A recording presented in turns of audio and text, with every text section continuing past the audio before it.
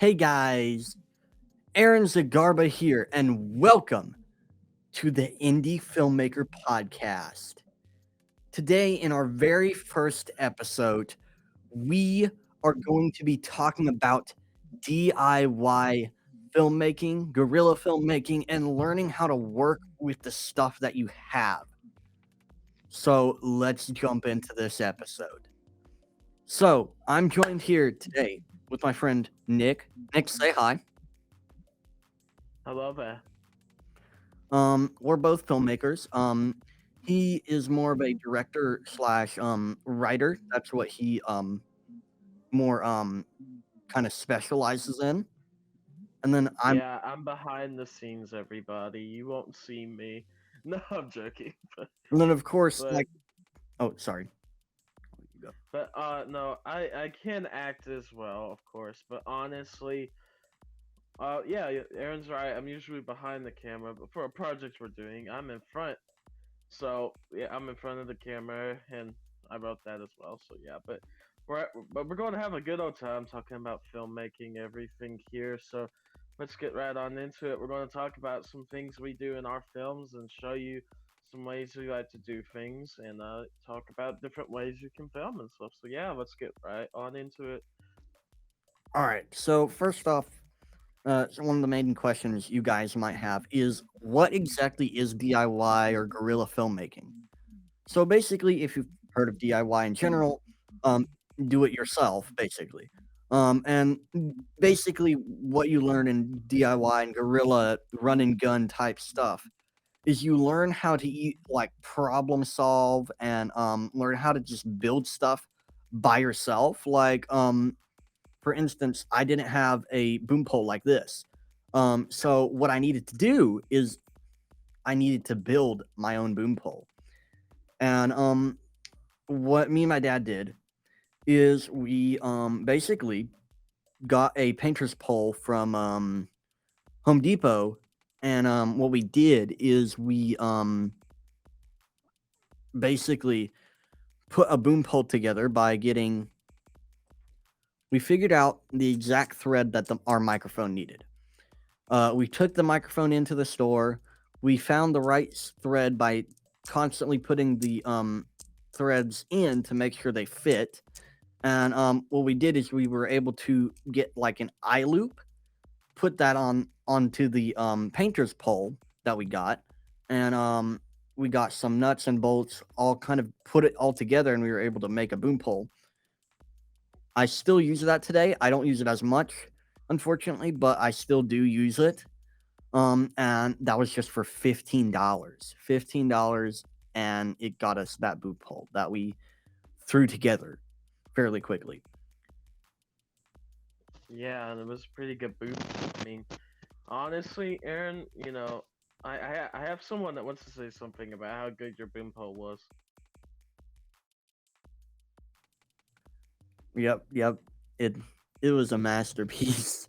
The thing It was. we put it in the mat. We put it all together. Like once we got all the parts and brought it back home, we put it together in the matter of like 10 minutes, maybe even less. It was just nice that we were able to figure out that and just learn how to work with what we had, or because I wasn't gonna spend at the time $60 for a boom pole. I didn't even have that money. I mean, I barely even had money to buy a $15 boom pole at the time. So it was kind of hard to do. But that's what you got to learn in filmmaking, especially when you're really starting out. You got to learn how to work with what you have. And obviously that moved on to cameras and equipment and stuff like that. Like a lot of people, which I've heard a lot, you say you can see it on your iPhone, which is very true. You can make great content on your iPhone. The real thing is learning when you should upgrade, because eventually you are going to switch from this to this, and you got to realize when it's time to do that, and if you even need to do that. It all depends on the work that you're trying to do. um Obviously I love this, Yes. the Canon 80D, a beautiful masterpiece of a camera. But expensive too. I spent $700 on this bad boy, and that was on eBay. If you go for on Amazon though, with some of the bundles they have with the lens, the batteries, and a microphone, you might spend let's say 800 or 1,000 depending on where you buy it. But I was able to get a good deal on eBay. So but also be careful if you shop on eBay. Because there's more Yeah, scams yeah, and stuff like that. for sure. But Well, the point is also, oh, sorry.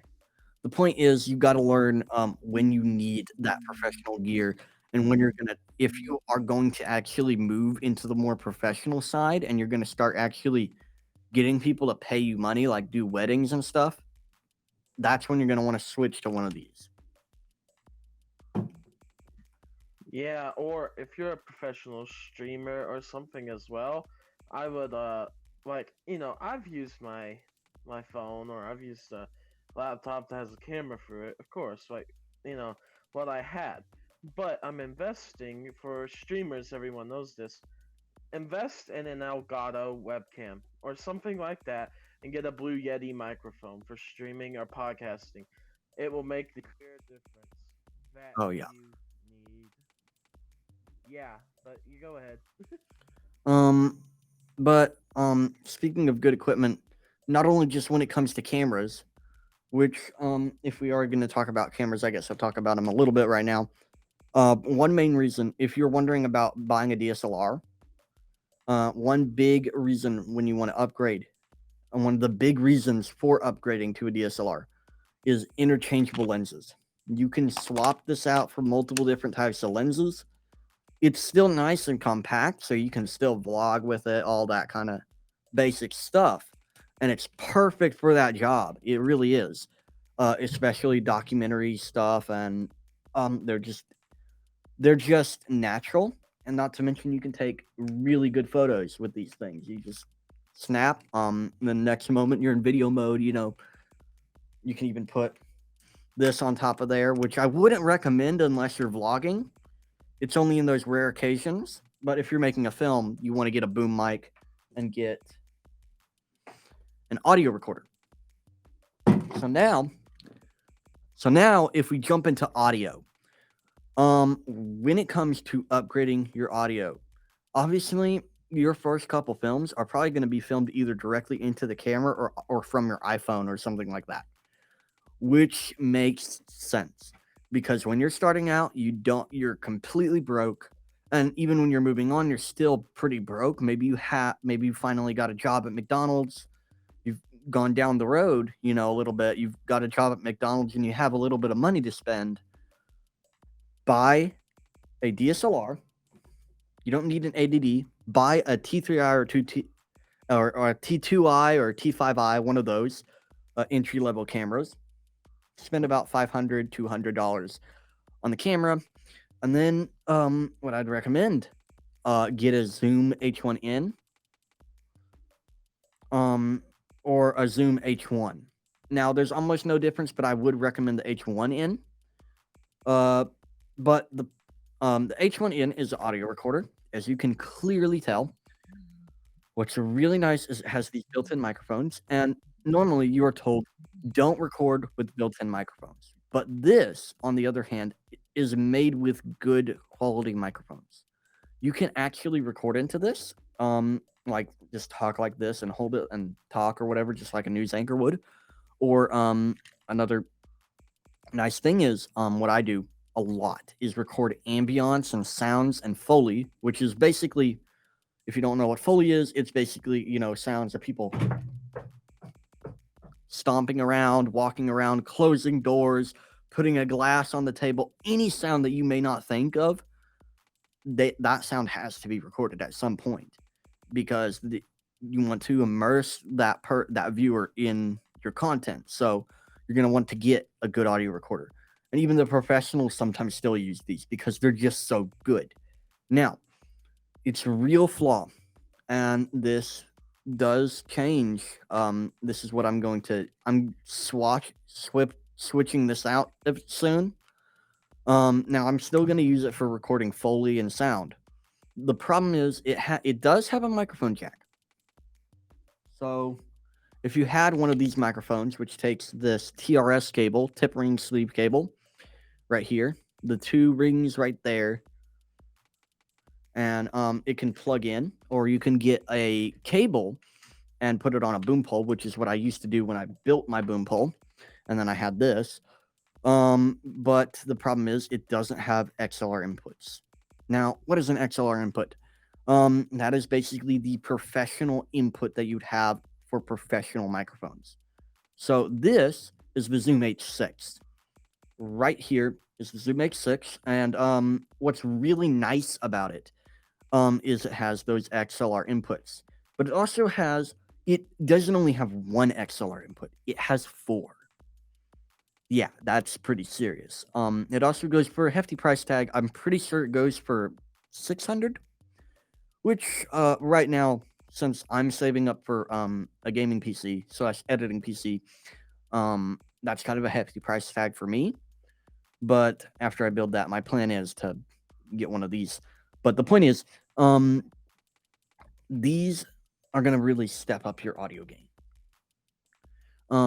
And the nice thing about it is being able to record into those XLR inputs. So when you're recording this, of course, you got these really nice little dials you can switch around, kind of similar to this, where you have a dial change the levels and stuff like that and adjust them, which is really nice about this one. And now you got four, so you can control those all together. And the thing is, you can do multi-track on that, basically. And what that means is if you have multiple microphones, so one thing that you will do on a more professional set is you will record multi-track, and you will normally have a backup system, like a lavalier microphone, like the microphones you'd have on your shirt. Um, and you'd have the boom pole, the guy with the boom pole, guy like this nice fellow right here. He'll have his mixer bag. So obviously, this is the smaller DIY kind of minimalist filmmaker's version of it right here. So this is what the minimalist filmmaker will have as their audio stuff, but it's similar in the way that you will have everything plugged up and you will have multiple different audio sources. So you will have a backup audio system. And also, if you're recording multi-track, you get all these audio tracks. So for each microphone, they get a separate audio file. So it will all separate those audio tracks coming from each individual microphone that you have plugged into there, and it'll separate it. Not to mention, you get the options of switching back and forth through how you want to adjust each microphone individually. So you have the option to basically adjust them in the right way you need to get it all set up. So this is an XLR cable. So this is what is known as balanced audio, getting balanced, clean audio. And this is what you're going to want to do. You're going to want to get balanced audio. And you're going to obviously upgrade. Eventually, at some point, you're going to start using these at some point. But when it comes to getting balanced, clean audio, you're going to want to have it set up to where you have XLR microphones. Now, one thing when we move over to back again to cameras, when it comes to really nice stuff. So here on the far left, you can see we got what is known as an Arri Alexa. That is a very expensive camera right there. That is going to be what you're going to be using in like the Marvel movies and stuff like that. Is basically what you're going to be using. The really nice big budget movies, Pirates of the Caribbean, Marvel movies, the Avenger movies, stuff like that.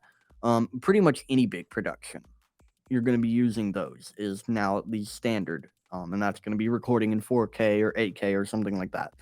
But my point is that you don't need all that. And then some of the others, far the far left, not the far right side, but the far left side of the screen, you can see um we got the Canon C200s and C500s, a couple of those. All these are great cameras to have. Now personally, if I could choose between the Arri Alexas or the C200s, 500s, or whatever, I choose the Canons any day because first off, I'm used to Canon. Secondly, they're much more lightweight and there's a whole lot less stuff you have to set up. With the Arri Alexa, you have to actually add your own monitor, add a lens, add a battery pack because it doesn't have that. You have to build that out. And you do build it out a little bit to some extent with one of the C100, C200, stuff like that, the Canon C series, but you don't have to do it as much. And also, here's one of the flaws with the DSLR. When it comes to the camcorder slash DSLR debate, both are great. Both are really good. Your problem is with DSLRs, there is a little bit more building out. And of course, obviously, camcorders are made specifically for video. But the advantage that you have here is not only do you have interchangeable lenses, which most camcorders do not offer, but you also can take photos with a DSLR. And that's why I think you should always, first, if you're starting out, invest in a DSLR because you'll be using that at least even when you do have more of the professional cameras. Like you could at least use this as a backup or behind the scenes camera. You can take photos and kind of figure out, and even if you wanted to go location scouting or someone out to take pictures of a possible location you might use in your film, you could have them take photos with that camera that you bought. So this is going to be useful not only when you first start out, but also even down the road as you go. So this is going to be with you pretty much almost all your life of filmmaking because these things can do a lot. And that's just getting like a cheap T5i, T2i, which they're not cheaply built, but they are more of the cheaper entry level camera. But now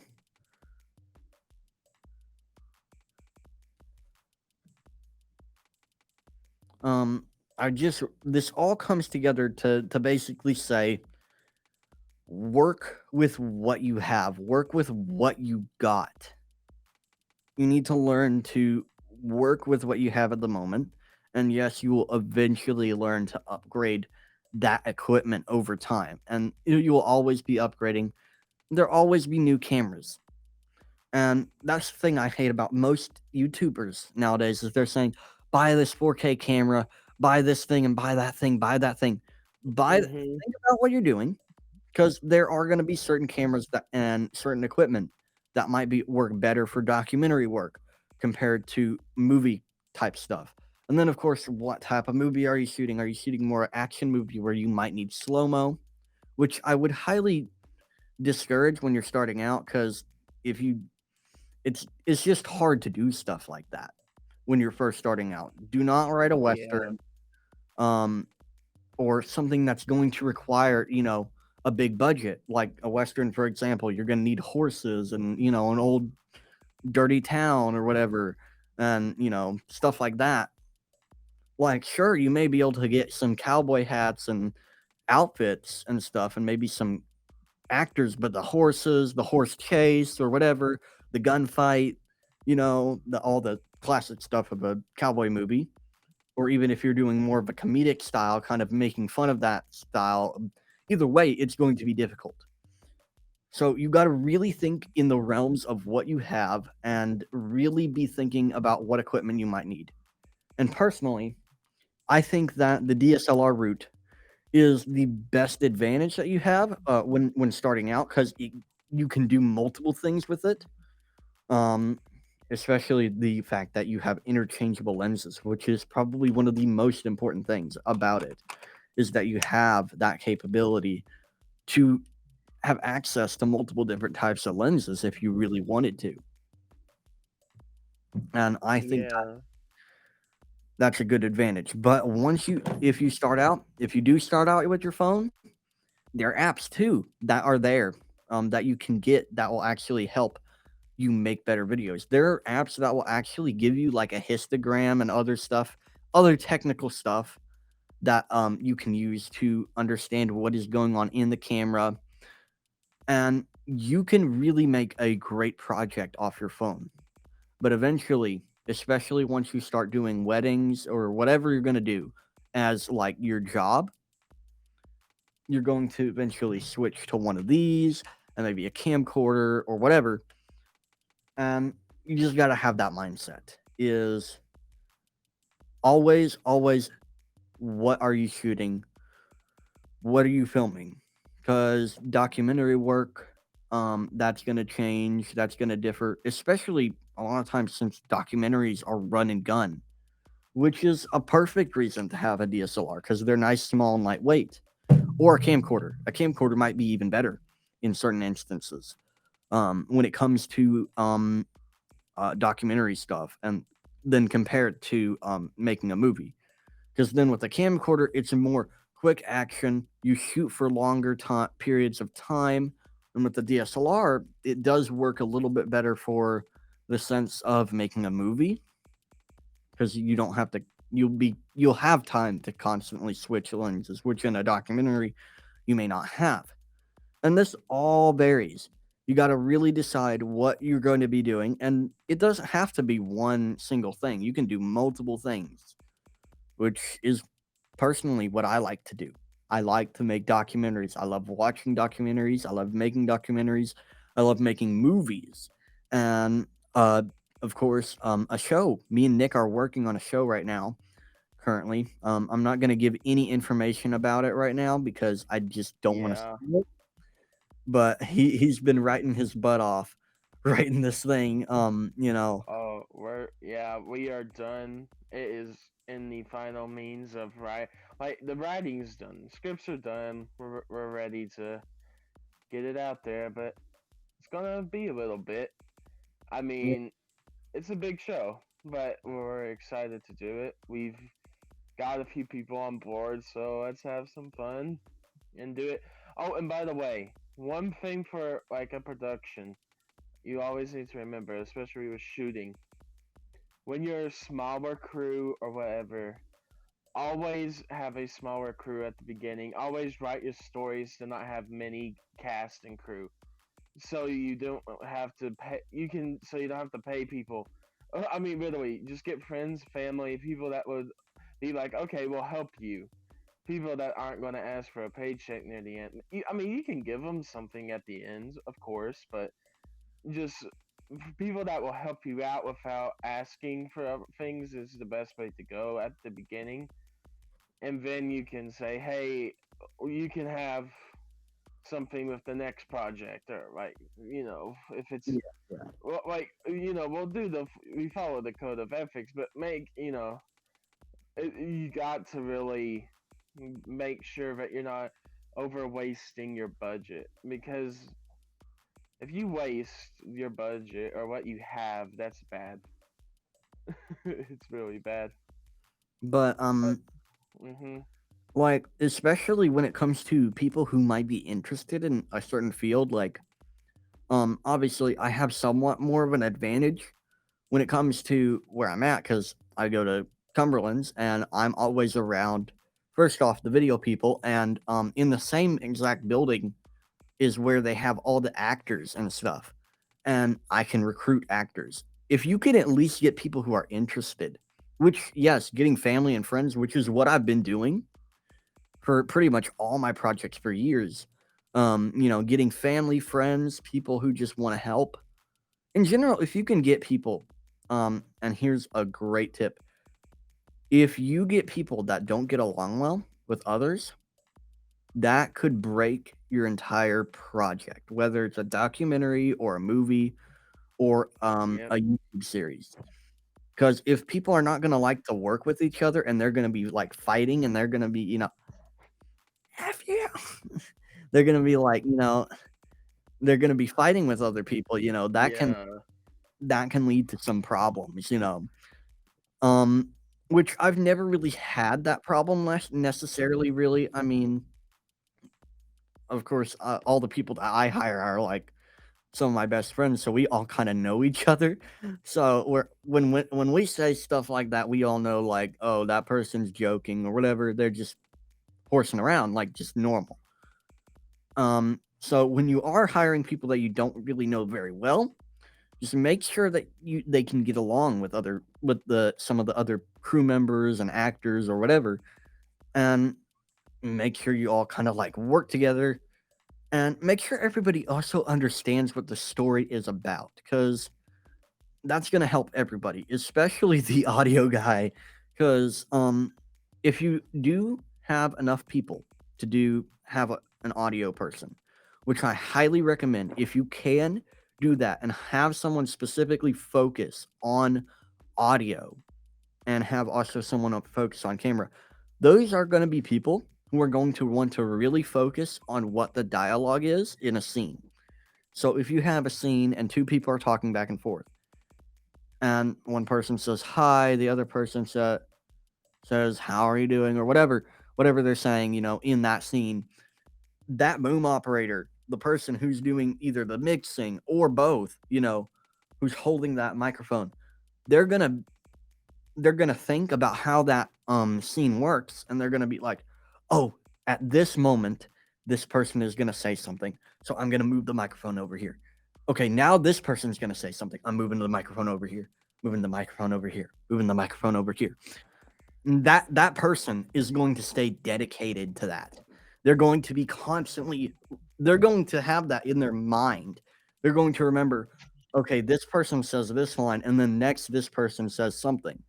And once they have that down and memorized, they're going to be able to switch through the different people that they're like pointing that microphone to almost flawlessly if they're a really good boom operator. Now, obviously, Oh yeah, with for something like sure. this, And it's just gonna have to, with your friends, just teach them. yeah, With my yeah. friends, I take a day or so to teach them how to use all the equipment, give them a basic rundown, maybe even show them a video or two of how to use the camera. Just give them a basic rundown at least, because then you could have that advantage instead of just saying, "Here, you take this," chunk it over to them and say, "Figure it out, Yeah, figure it yeah. out." Figure it out. Get over there. But also another thing with filmmaking and the production, everyone needs to do is always listen to your director or who's guiding you. Always listen to the people that are trying to help, because if you don't, that can also break the production. And Yeah, honestly, I, with me and Aaron, honestly, we are the leaders of mainly the projects we all do. So we're born leaders to lead a production. So what we do is literally just I. You're right. What Aaron said's right. You need to let people get in on the script. You need to let them know what they're doing or how to do it. So get them to do their job right and teach them.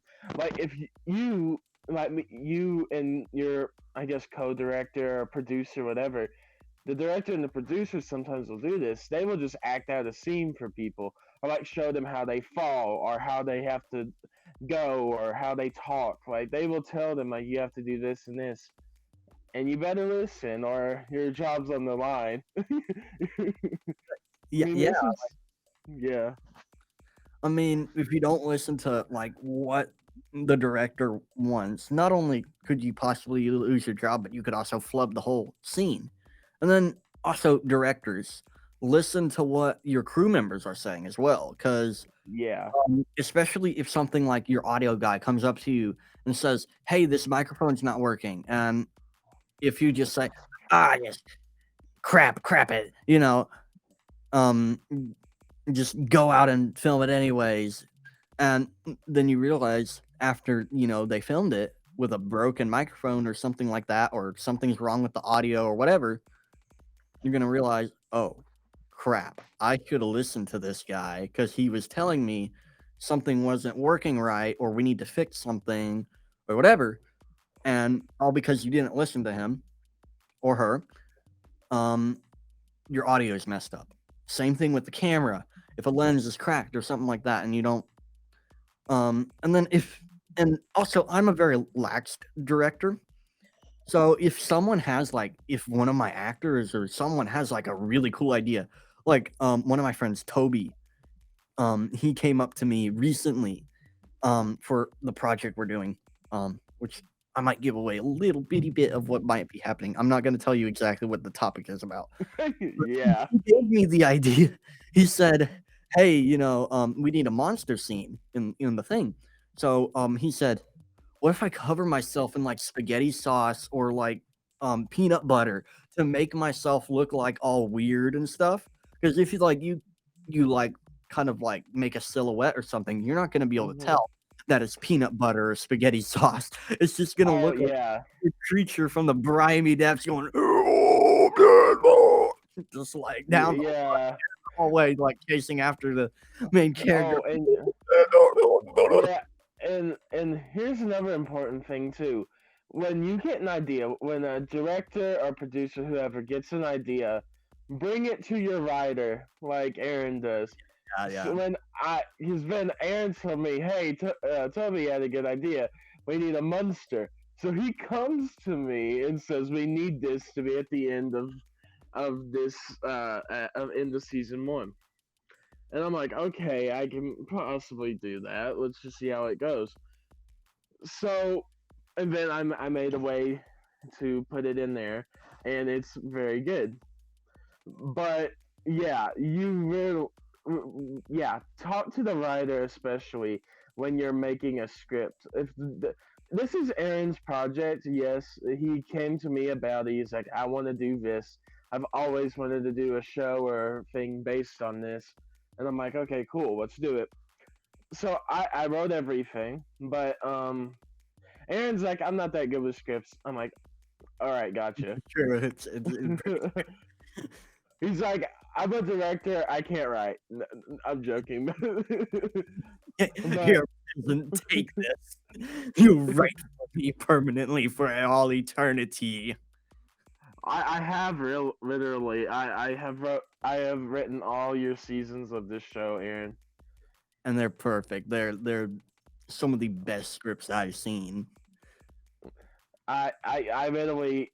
It's literally a one take thing too, isn't it? It's like I write it and you're like it's great. Oh yeah. So I literally don't. I just was like, well, how do I get this to work together? And I'm like, well, this is perfect. Let's do this, and then everything weaves and webs together. Oh yeah, this is another part of filmmaking and stuff. Make sure your story makes sense for the project you're doing. Make sure it weaves together. Don't make it all random and stuff. Now, there's some shows you can. If you're doing a comedy or a sitcom, sure, you can have funny episodes that connect but don't really connect. Like Yeah, yeah. spin-offs of each other. Of course, that's fine. Like Big Bang or The Office or like stuff like that. You can do stuff that doesn't make entirely much sense with other episodes, but you're just like, yeah, I get it. But if you're doing a drama or a big series like that, definitely make it work and connect. The best thing I can say to this is of Breaking Bad, Better Call Saul, stuff like this that really has a good story and it connects together fully. Do that. You need a good connecting story. You need it to make sense. And then if the director comes to you and says you wrote a perfect script that we can use this, and then I'm like, I'm all right, boys, let's do this. Like you're ready then. You got it in the bag, and you can do anything with the show now because once your script's done, you're in production. Like you are literally about to shoot. Well, pre-production, sorry, but still, you're about to shoot after the scripts are done. So yeah, Yeah, then mm-hmm. have a good plan like for your show. And just like Nick said, not everything has to be like perfectly consistent. It all depends on like what you're doing.